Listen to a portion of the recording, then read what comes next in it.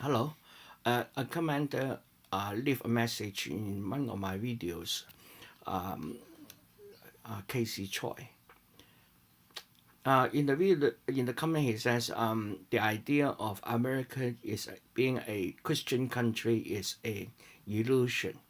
Well, in terms of constitution, yes, Americans is supposedly to be a country where religion doesn't take part in their politics. But if you look carefully, even on the American dollars, they have the words "In God We Trust."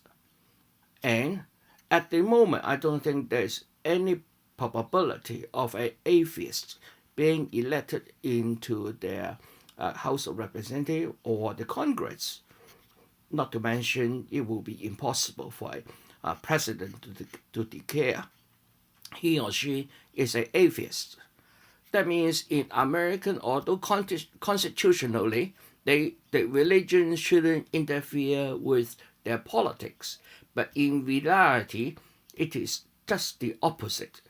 Without religion, the politics doesn't work. That's one thing. Secondly, he also mentioned that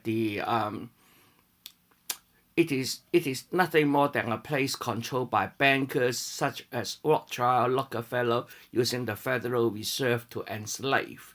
Well, on that, I pretty much agree. Yes, I think if you look at how the reserve banks are made up of, you probably know that the Federal Reserve is as federal as Federal Express. It is only federal in name and it is actually owned by private bankers.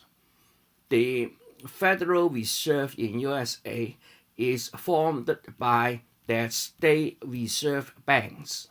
The state reserve banks are composed of the banks in the states. The banks are private entities. So the State Reserve Bank is also owned by private entities, and hence the Federal Reserve is also owned by private entities.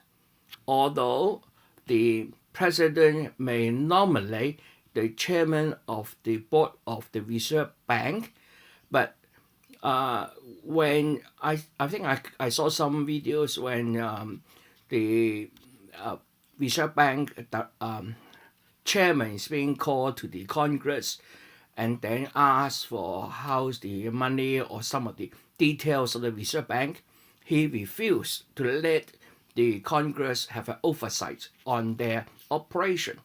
That explains a lot. So I agree that Americans are now enslaved by the bankers. Since I am responding in English, maybe I should repeat it in Cantonese as well. 有個朋友留低咗個comment 啦，就係Casey Choi。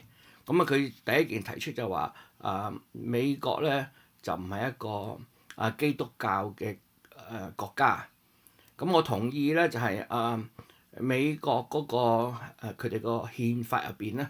就的確寫明咧，就係宗教啦同埋係政府係分家嘅，即係話咧政府唔應該插手宗教，亦都唔應該俾宗教插手政府。但係咧，如果你睇翻今日嗰個美國政府實際上嘅運行上面咧，你睇到咧就係如果你係一個無宗教信仰者咧，你根本上係冇可能咧可以得到任何公職咁滯嘅，即係話。個國會唔好講啦，國會啦，佢哋個總統啦，佢哋全部人，如果你唔係話自己係基督徒咧，你基本上冇機會可以獲選嘅。咁如果你睇個美元上面咧，上面有行字叫做 In God We Trust， 咁佢嘅銀紙明明都印住 In God We Trust， 個點會唔係一個有好濃厚宗教信仰嘅國家？咁當然啦，如果睇憲法，佢的確係唔準嘅，但係事實上而家呢個係根本俾嗰啲宗教人士係完全控制咗佢嘅國家嘅。個朋友亦都提到第二個嘢就係話咧，嗰個美國咧就其實就係一個地方咧，就由佢哋嗰個銀行家咧控制住嘅，咁啲人民咧係俾銀行家咧係奴隸咗啦，作為奴隸咁樣。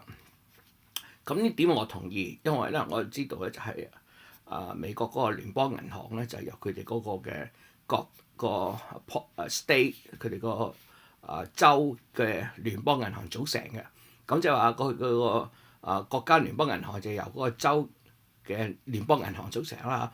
咁而個州聯邦銀行嗰個參與嗰條款咧，就係嗰啲私人嗰啲銀行。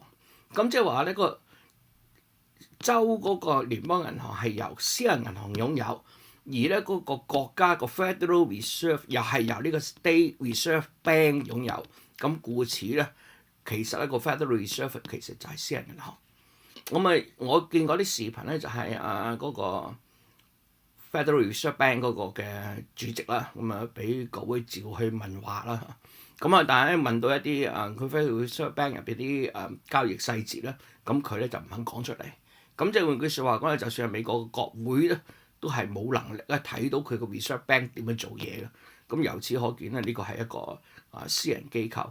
咁如果呢個私人機構攞到咗嗰個印銀紙嘅權力，而美國政府要用錢嗰時，要向呢個私人機構去借嘅話咧，咁換句説話講咧，呢個成個美國政府就變咗係為呢個私人機構工作啦。所以咧，從一個角度嚟講，我同意咧就係美國而家啲人民咧係俾呢一紮幾個 banker， 尤其是佢點名就係Rothschild 同埋 Rockefeller 啊，咁呢幾個都係猶太籍嘅banker 嚟㗎。咁佢哋咧就已經係喺西方國家嚟從事銀行業已經係有幾百年㗎啦。所以呢幾個世家咧控制住個財產係非常之多嘅。咁基本上可以話佢啲財產係多到係用 trillion dollars 嘅，即係唔係 billions 㗎啦。你唔需要我好相信咧，美國個政府而家係好大問題。咁當然啦，我唔希望可以佢需要流血咁樣去改革，但係咧要佢肯改亦都非常難嘅事。等於任何政府咧，佢有權力梗係唔肯放手嘅。咁所以有咩出路我真係唔知啊。咁係咁評一評啦。拜拜。